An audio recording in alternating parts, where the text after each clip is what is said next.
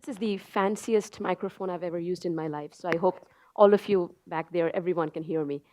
Good morning, and I am Jaya Ghosh, as Gregory mentioned. So I am the director of the Coulter Translational Partnership Program here at the University of Missouri. The MU Coulter program is a biomedical accelerator that provides funding, training, and other resources to teams of engineering and clinical faculty researchers at MU to help them accelerate the translation of their biomedical innovations into products that can improve patient care. So before I introduce the panel here today, and I'm sorry about that because those pictures probably don't really align with how they're sitting, but we are fine, I guess. We'll keep it interesting, right? So before I introduce the panel here today, I'd like to welcome everyone. Thank you for being here with us today, and it really is a pleasure to be here at the 10th annual UMCA Agroforestry Symposium on Innovation to Entrepreneurship. And everyone who's here physically, as well as anyone who's watching us on live stream. And I'm especially thankful because you are here attending a panel right before lunch. So as the moderator, I'd like to start by assuring you that we'll try to keep this interesting and most importantly on time. As the topic suggests, today we'll focus more on research translation and entrepreneurship at MU, what has worked for us, what hasn't, some of what hasn't, and based on that, what we can do better to make it work for all of us. So without further ado, it is my honor to present the three distinguished panelists here today with us to discuss fostering translation of research and entrepreneurship at MU. We'll start by having them say a few words about themselves and the important roles they play in research, translation, and entrepreneurship at the university. Go ahead. You want to start, Sheila? Okay. Well, hello. My name is Sheila Grant. You can see my title up there, so I don't have to go through it. But I've been at MU for almost 18 years. I started here as an assistant professor and made my way up through the ranks. Prior to joining academia, I worked for over 4 years at Lawrence Livermore National Laboratory in Livermore, California. We did, as you can probably guess, we did a lot of application-based research at a national lab.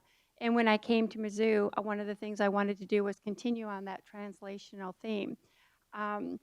Currently in my role as the Associate Vice Chancellor for Research as well as the Associate Dean for Research, is really to foster collaborations between researchers and individual different colleges and schools here on campus, and also promote translational type research. We have a lot of unique facilities here, a wealth of information from our faculty that we're ideally suited to take that information out and share it with the public as well as with industry. Thank you, Sheila. Sara. Hi, I'm Sara Cochran, and as you can see up there, I wear multiple hats. I work with the system, doing entrepreneurship programs across the 4 universities. And I think we'll talk a little more in detail about those in a little bit, but those are programs that serve students, faculty, and staff. My primary focus is student programs, and so we have some programs system-wide, as well as programs to connect the educators across the system. I'm also interim director of the Center for Entrepreneurship in the College of Business at Mizzou. And that's a pretty new center. And so we do have a scholarly mission as well as serving students and alumni. We're focused mostly on students right now as that center is being built. And then I teach courses, and I teach undergraduate courses in entrepreneurship in the College of Business here at Mizzou. Hi, my name is Omi Sangilovic. I am, again, also have several hats here. I'm here as the entrepreneur in residence at the university. I've joined the university about 3 years ago as the entrepreneur in residence. What we do is we try, as part of the Office of Economic Development, is help commercialize and translate university technologies, whether students, faculty, or staff, and help them get to market. We're going to talk more about what exactly this entails, but there are a lot of resources, and we try to help you navigate through those resources and know which resource to get at the right time. I'm also the program director for the Healthcare Accelerator. It's a new program that we launched, which will bring, the goal is to bring new technologies and new healthcare technologies and accelerate them in with the help of the healthcare system. And my other hats, I'm also the CEO and founder of a startup here in town called AdSwapper. This is the fourth startup I founded or co-founded, and have been doing it for over 20 years. So hopefully I can bring some of this experience and help you guys. Thank you. So as you can see, all of them have very different perspectives of how research translation and or entrepreneurship works at the university. So maybe I'll just get started off on my more general question for all of you, and especially maybe with Sheila, as a former faculty, an administrator now, and an entrepreneur yourself. You've been associated with a company that was a spin-out from Mizzou. So what are your thoughts on what has, in terms of research translation and entrepreneurship, that has worked at the University of Missouri? And maybe what are some things that we can do better? Yeah, that's a good loaded question, so I'll be very careful in answering that. Like I said, I've been here almost 18 years, and when I first got here, the translational tech transfer office and things on campus did not work well. I even had an email from a company inadvertently sent to me that basically said, don't work with MU, it's too difficult to get any IP through the university. When I came here too, I also had a grant in hand from another company, and it took almost a year to get that money transferred here. So MU has come a long way in helping faculty with their tech transfer, working with industry and so forth. Some of the stuff they do really well now is that as an inventor, we have a little bit more control and say over our inventions. The IP issues have been resolved in a lot of cases, and they can get they go through a lot faster and quicker. So overall, it's a night and day difference from 17 years ago till today in how they deal with their entrepreneurship, their tech transfer. In addition, as a faculty member, conflict of interest is a very important aspect of it, and our conflict of interest office has vastly improved as well. So MU has done a lot of things to improve their entrepreneurship here on campus to help the faculty learn the process and get their technology to companies or license it themselves or whatnot. Thank you. I mean, Sara, I think that's a question that I would have for you is, you see the entrepreneurial side of things a lot, right? So like Sheila said, we have come a long way. So can you tell us a little more about some of the resources that are available on campus and even on the system level that can help faculty, staff, and students who are interested in entrepreneurship? Sure. So one of the things you may have heard about that we launched at the system level last fall is called EQ. It's Entrepreneur Quest, but we call it EQ for short. President Choi put a lot of money and energy behind this, along with Vice Chancellor McIntosh. And the program is designed to help students, entrepreneurship students of any level, of any major, of any area of study from any of the 4 universities. In the fall, those students attended some workshops and then applied to be a part of the program. Some of them were selected to then give pitches on their specific campus. The MU event took place in this very room. And from that, 10 teams were selected from each university. Those 10 teams, or 40 teams actually, but the 10 from each university are going through an 8-week training program right now. The MU students are with the UMKC students in a UMKC program called eScholars. It is designed, UMKC uses that program as a 4-credit course, so those students can have the option of earning credit for it. But you can imagine if it's worthy of 3 credit hours, it's a lot of really valuable information. And the students are working on their ventures right now. They will have university level competitions in March with $30,000 purse on the line, 15, 10, and 5, first, second, third prize winnings. And then the top 3 from each university will come here in April and pitch at the system level for another $30,000 worth of prizes. And so you can imagine, especially for a student venture, if a student were to win their campus level competition and the system level competition, that one team could win up to $30,000, which could go a long way in advancing a student venture. Throughout that program, they also have mentors available throughout that help them through those stages. And I'll have all 40 of those students, or any of them are available. They're all invited to be in Kansas City next week, so they all get to meet one another. We also find a lot of benefit from them getting to meet the students from the other universities, and we found that in past programs. So that's a really exciting initiative that's both here at MU as well as across the system.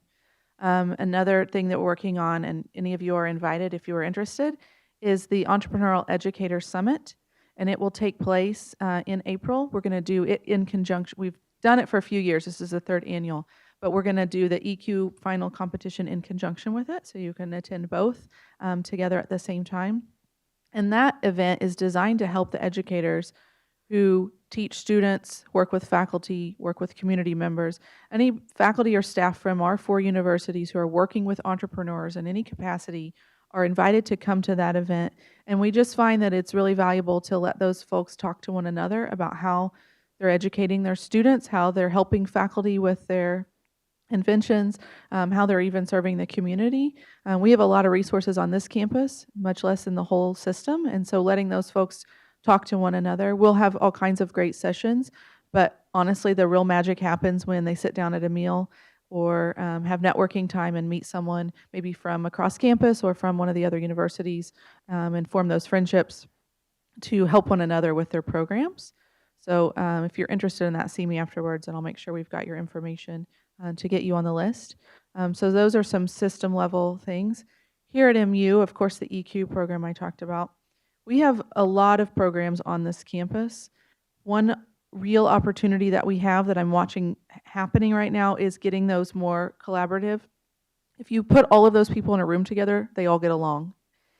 So don't let anyone tell you that those are fragmented because people don't get along.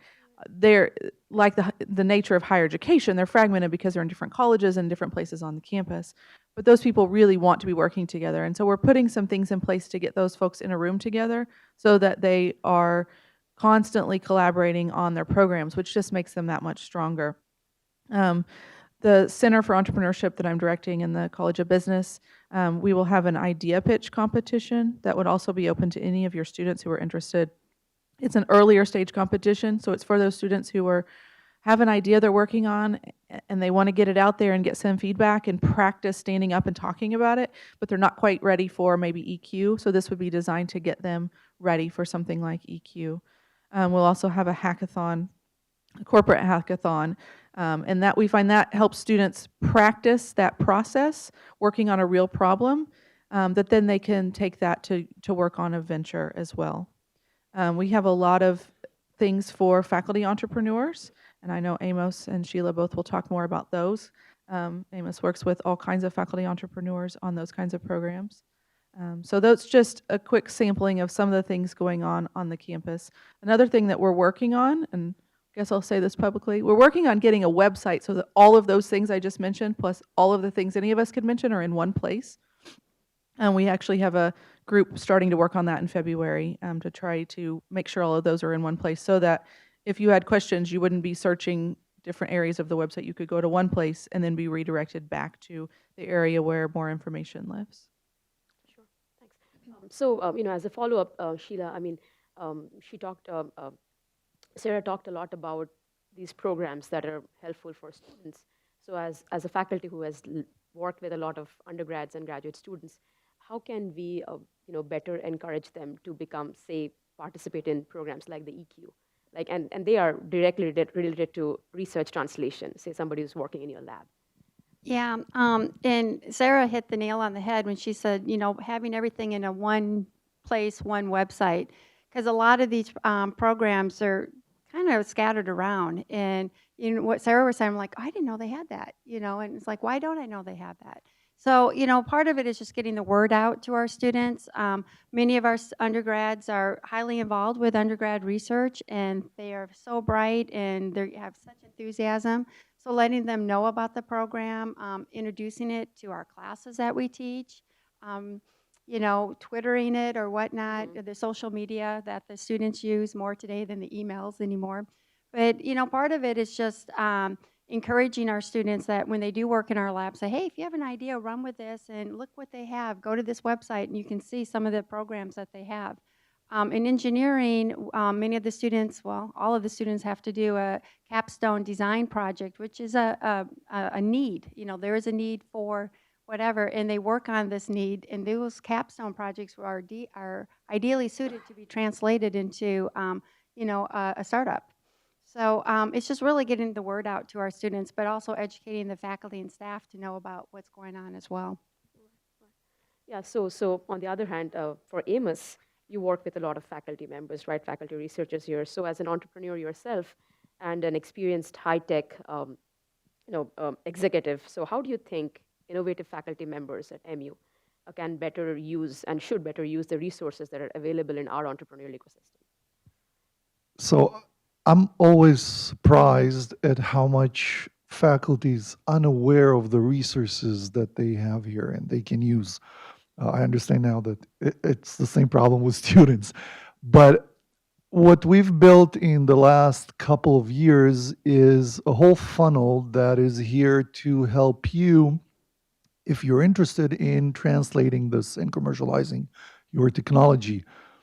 So it's not just only disclosing it and having the Office of Economic Development handle the IP around it, but also we now have resources for you that can mentor and help you understand what does it mean or what it takes to build a business plan around it, to do a market research, to apply for grants. If you approach us, we can help you with grant writing, with commercialization plan, and basically answer every question you have and walk with you through the whole process. So we have several programs in place, each one for a different stage. We have now a one-to-one mentoring program that is for early stage before there's a company there, just when you have that idea, and we can start talking and understanding what does it take to apply for a grant, an SBIR or an STTR grant for that, and help you write that grant, or understand how to do the market research for that, or even how to start a company around that. Okay, there's the legal clinic that can help you for free. It's another resource that you have. And then once there's a company around this, we can decide whether you would like to license this or would you like to partner with an entrepreneur, an experienced business entrepreneur that might want to take this further, raise money for it. There is then the VMS program, which you can talk to Marcia. Can you raise your hand? You can talk to Marcia here about that. But it's also a group of experienced entrepreneurs that work with you as your advisory board to commercialize your technology. And then there's the MIC that can help you in the incubator there. And there are a lot of programs, and all you need to do is approach us and tell us, hey, we want to start looking at this, and we can match you with the right resource to take this further. So maybe when you tweet about it or tell your students, you should keep in mind that those resources are available for you too. Yeah, I mean, all this, when you hear about all the resources around here, it's really fascinating. But something that I also face as, as someone who's running a program that is trying to encouraging more faculty and students to get involved in entrepreneurship is a question that I often get asked is, what is the incentive for me? So that's, from the faculty's point of view, like, what do I get out of this? So, as an administrator, Sheila, I mean, how can we maybe get better at doing this? How can we incentivize faculty better? Well, I don't know if you really can, though, Jaya, because you look at it, to be an entrepreneur, it's something that is deep within you that you really want to do. Because honestly, if I look at it from a dean's point of view, why would I want my faculty to pivot and spend more of his or her time on entrepreneurship when the college or the school does not really benefit from that? Obviously, when maybe like research translation, maybe at least take it to the point where somebody else can take it. Now, if they do that, that's a particular faculty member to say, hey, you have this great idea. We want to be able to, get a patent on it, commercialize it, and so forth. Again, that could be just educating the faculty member on their technologies, that they don't have to be the person that has to go market this or commercialize it or write up a business plan and so forth. But it is kind of a fine line, because if you're an assistant professor, how do you get tenure? We still have a very archaic system of getting tenure. Yeah, how many papers have you published? Where did you publish? What's your impact factor? What's your grants look like, and so forth. There's really nothing in our dossier that we have that say, hey, I'm an entrepreneur. I've done this many companies and I've licensed this many technologies. External reviewer may not care. And until we change how we, give promotion and tenure, that's not a big incentive for an assistant professor to pivot some of their time to do entrepreneurship. And even as an associate or full professor, we still have to take that into consideration. And I think it's important that we do talk with our deans about it, because we are using some of our time for entrepreneurship that could be maybe writing papers, for instance. And like I said, when I say the college or the school doesn't really benefit, I mean in the terms of royalties. If we look at the royalty, how they give back royalties, the college or school does not get any of the royalties. And this is an issue, again, a problem that we have that has to be worked out with this campus, this university here. But, to incentivize someone, our faculty, we really have to educate them on what's available and let them know of the different pathways. If you just want to take your technology to be patented and licensed by someone else, that's great. Or if you want to go through the whole pathway of start to finish of your technology, then, we do have help. And there's a lot of different programs for that. So, that might not be the answer that everyone wants to hear, but this is something, the realities of entrepreneurship and working at a university and doing your job here as a faculty member as well. No, I mean, I think it's important because, at least in the life sciences space, from what I see, in addition to SPIRs, STTRs, which are phase 1, phase 2, NIH, NSF, they're all kind of shifting their focus to more phase 0 grants that come to the university that has the potential to, more toward translational research and not just publications, but something that can become a product. Thank you. So this maybe I'll go back to Sara and Sara. So are there any other programs being developed that you talked a lot about the student specific, right? Are there any that is more specific to faculty, say, or staff, or anything that is in the works? I focus so heavily on student programs. In the past, there was some system money that was given to the SPTDCs to do some programs specifically for faculty, and I know there's talk of, if that would be done again. Mm-hmm. There are, of course, always those resources available to faculty to go to the SPTDC, to go to any of those resources. They're always available to them, of course. Right, and we have workshops and then, the I-Core microgrants and stuff like that here too, right? Okay. So then, Amos, so I guess this is another question that you can really, weigh in on, is as an entrepreneur in residence, you see a lot of faculty members who come to you and say that, hey, I want to be the CEO of my company, right? I want to become entrepreneurial, right? So what kind of advice would you have for such faculty members? Because I know it's always a tricky thing to answer, and how else can they get involved, say, in their own company? How else can they be entrepreneurial, in addition to being the CEO or a CTO or anything? So I don't know if this is going to be a popular answer or not, but I think we have great scientists and researchers here. I think in order to do that, you need to have a specific set of mind and skills. It goes the same way for being an entrepreneur or a CEO of a company, a businessman. Most people don't have both skills. I'm saying most. Some of them do have, but most don't. You don't expect a CEO of a company to be a great scientist, right?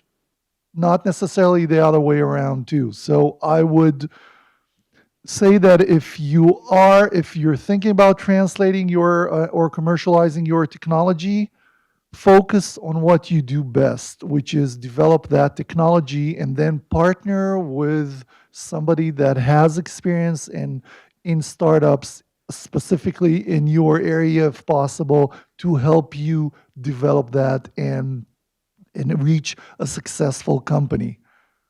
Be the CTO in your first company, okay? Be the chief scientist officer in your first company, and learn from what the CEO does, how to do it. Then in your next company, be the CEO. Okay, again, some people are great the first time doing both things, but most people are not. So try and focus, because that's how you're going to be successful. You mentioned partnerships, so they are very important, right? So do we have any resources here, or maybe even initiatives that are being undertaken by the Office of Research or anyone to bolster some of those partnerships, encourage, get the right mentors, get the right people here who can offer help with those partnerships, with those mentoring initiatives? Yes. So we're one of our, I'll call it our weaknesses is our location. We're in the flyover zone, right? So being able to attract successful entrepreneurs to partner with our technology is very important for us. We are working on it. There are several programs. VMS is one of them. One-to-one mentoring is another one. We're doing other initiatives to reach out and create a brand name around the University of Missouri technology that will eventually attract more and more entrepreneurs.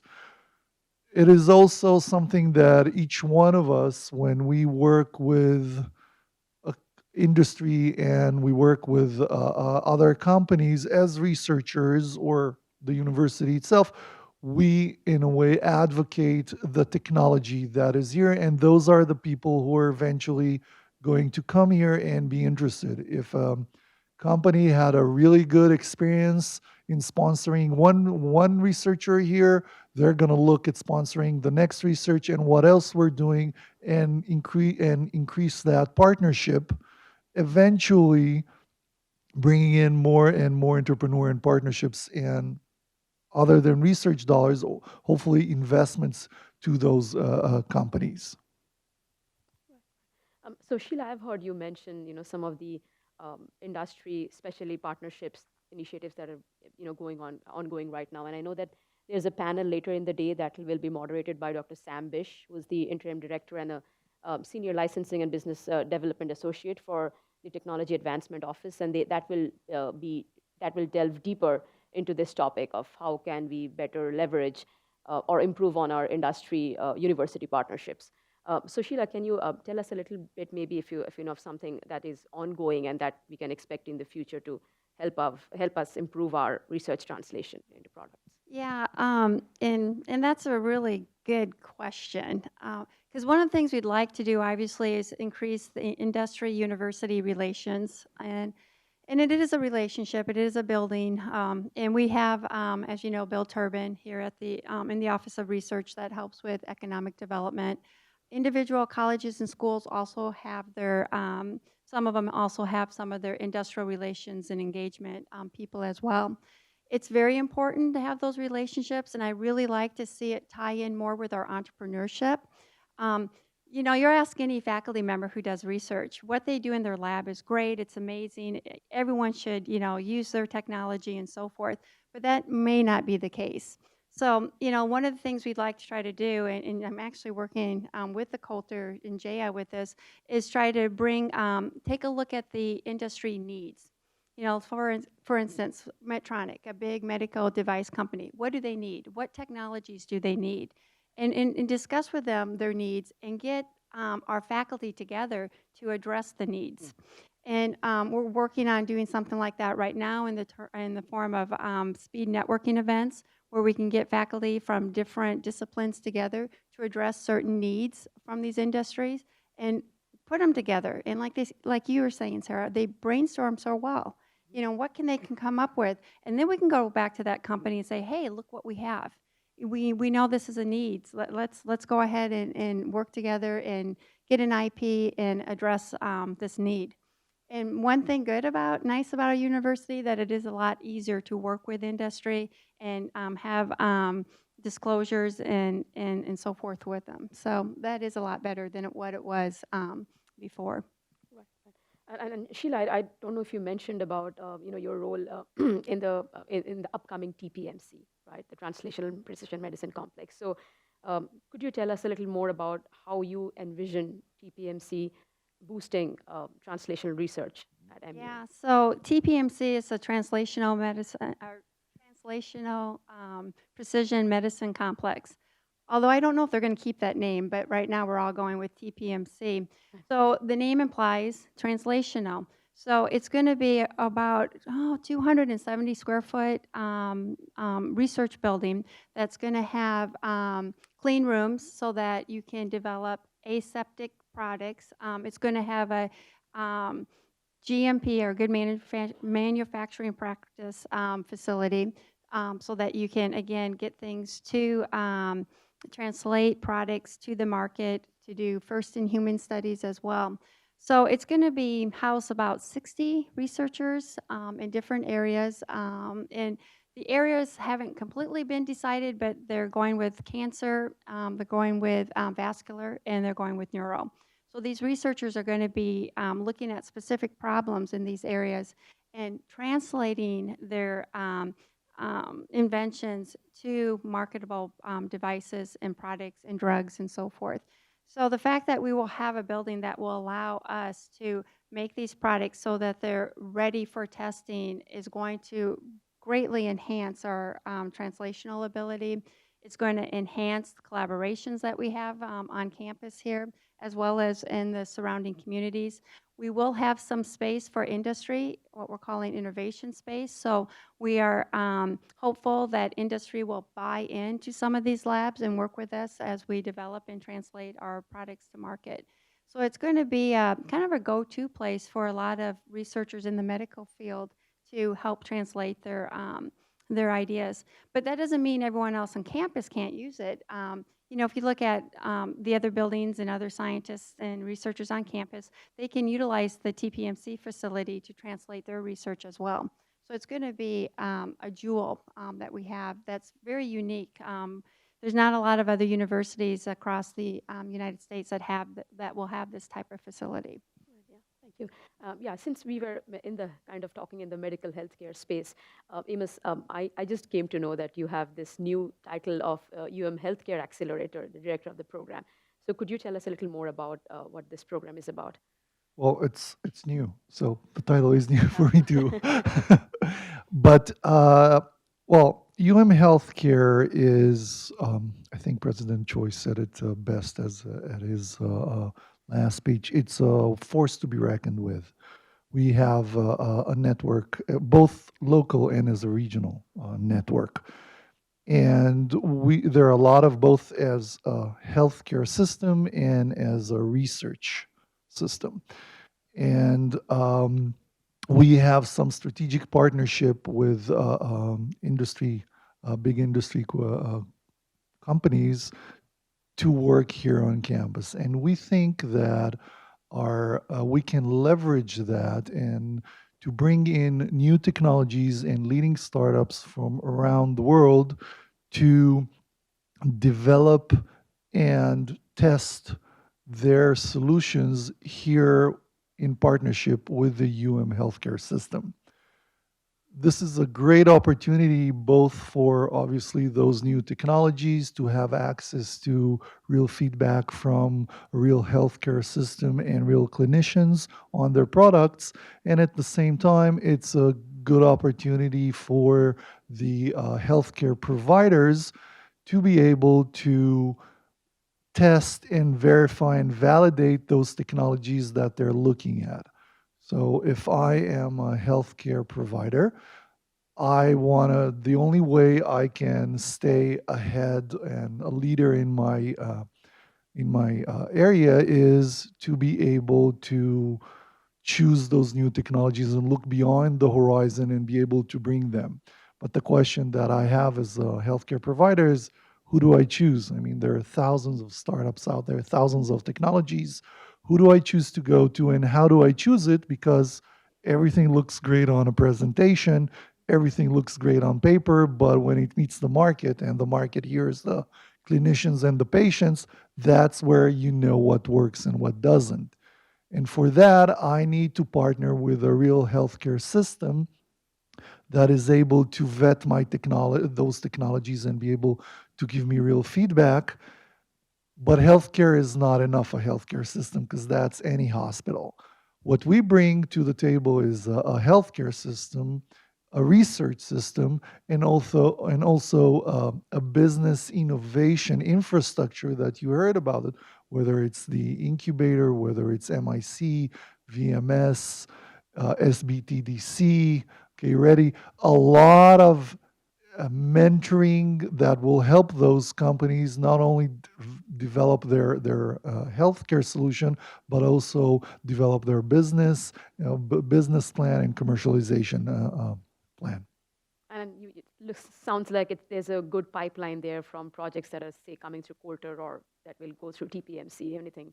Obviously, we're looking first at our own technologies, but then we're looking at bringing new technologies from all around the world and making the university a center for innovation and technologies around healthcare. Okay. So, when Gregory requested me to moderate this panel, and I know I got to pick Sara and Sheila and of course Amos too.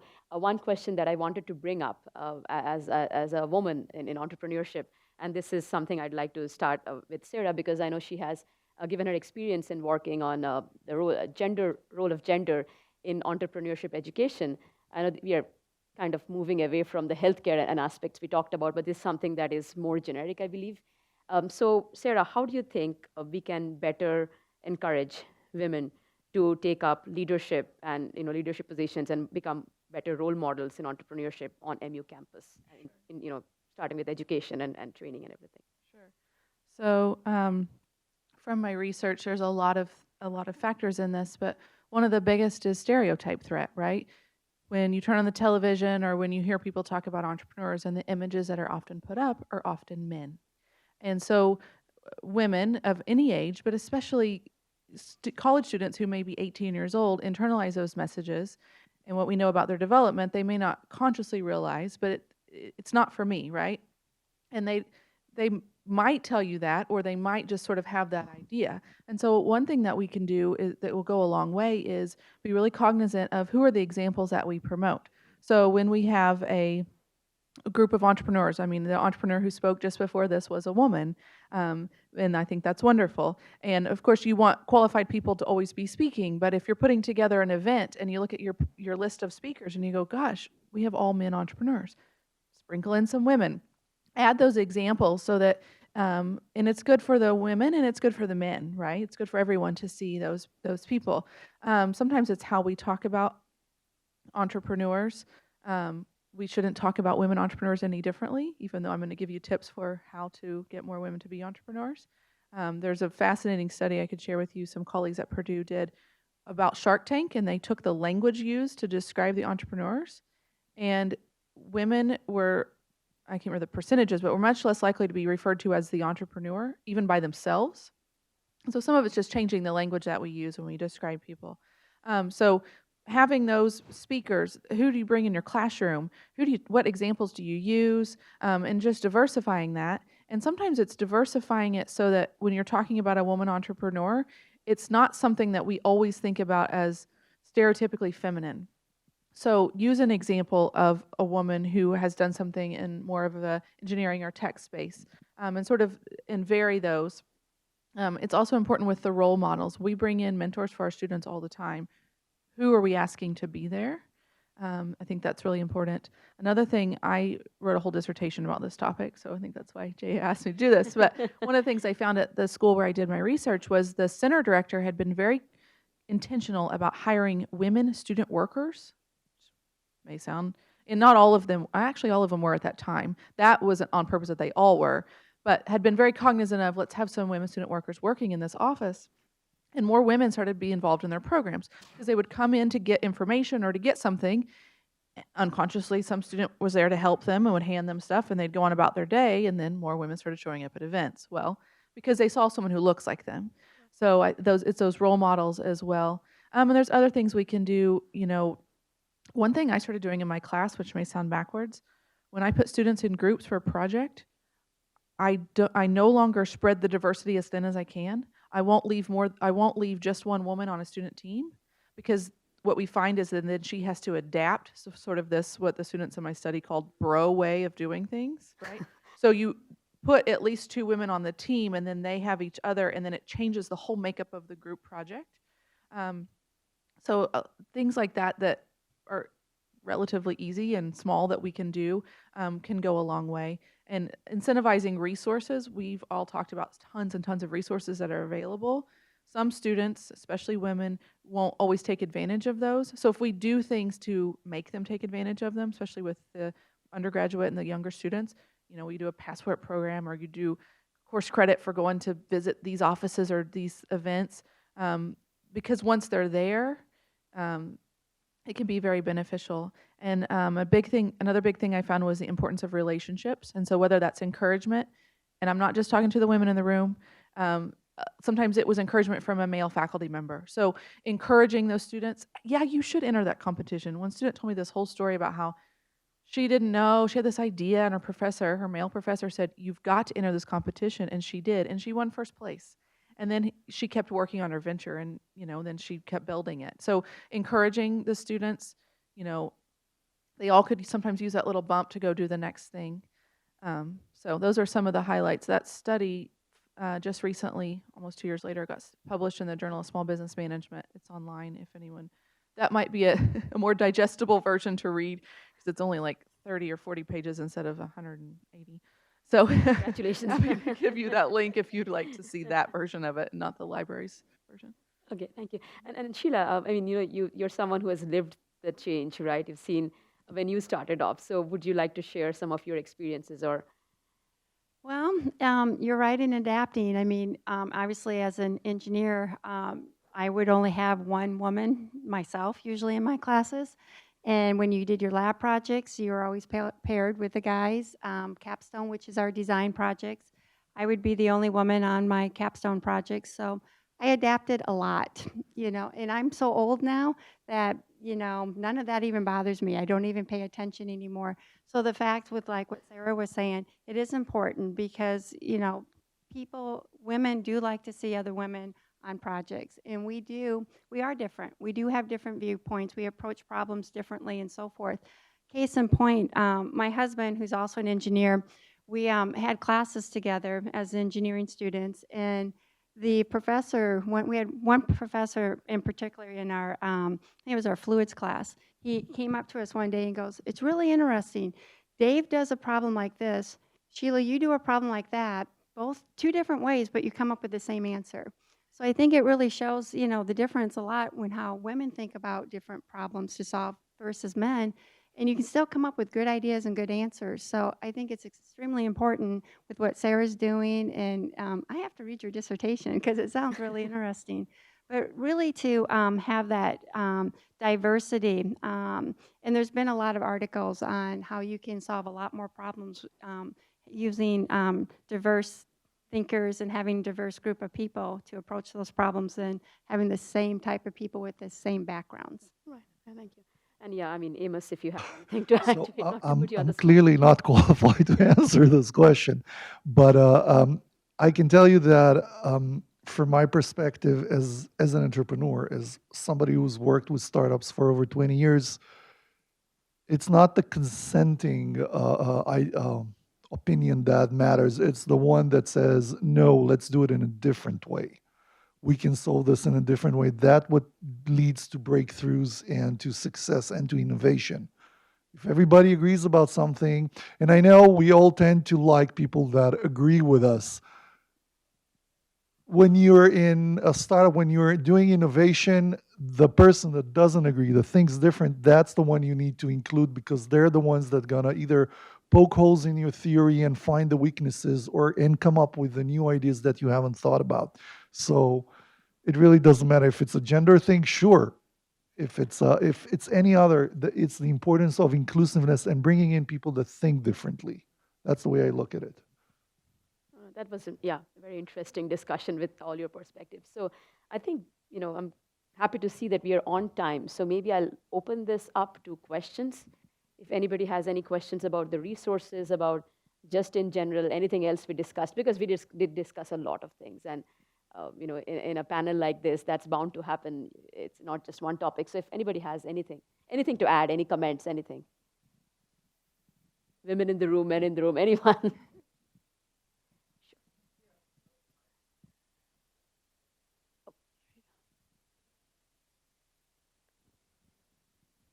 Yeah, I sometimes I get confused by the definition of a conflict of interest. Sometimes it's very gray area. How can you define what you're thinking is owned by your funding agency, or it should be included in your part of a startup entrepreneurship? How you define that? How can you split the line between this part should become the private intellectual property, that part should be owned by your funding agency? How you define that?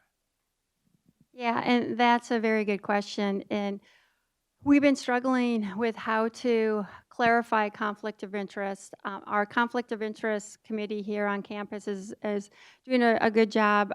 They're getting better every time. But yeah, conflict of interest, it's a big deal because it's not just at our university, it's also conflict of interest from the federal government as well. So as most of you faculty know, when you do submit proposals, you get an email back from the conflict of interest that basically says if you do get funded, you need to disclose this, this, and this.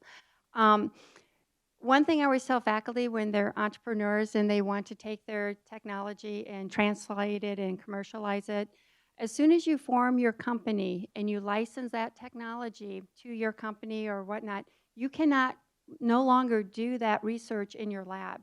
If you do, you have to disclose it. You might have to get a space agreement. If you have any students working on it, you have to get a student protection for the students. So you have to follow what we call the conflict of interest rules. So I'm always, when faculty ask me about entrepreneurship, I'm like, are you at the point where you have a different place where you can work on this technology? Because you cannot work on it in your lab on campus unless you have some type of space agreement in place. But what if one of my students, she started a company based on her thesis or dissertation, she took off. Is my lab still allowed to continue that line of the project, or? Yes, they are.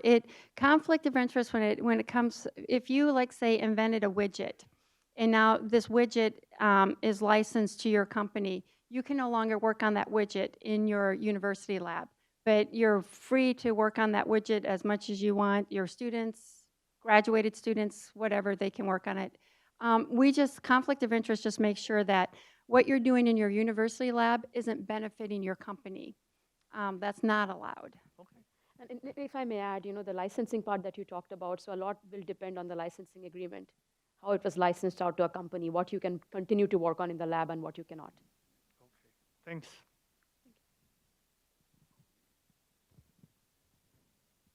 Any other questions from anyone? Any comments from any of you, as a parting kind of a message or something to look forward to that?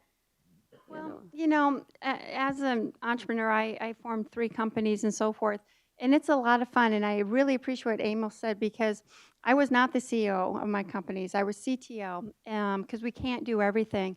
And sometimes for faculty, it's very hard to give up part of that because, hey, this is my technology. I know what I'm doing, and, I don't need any outside help.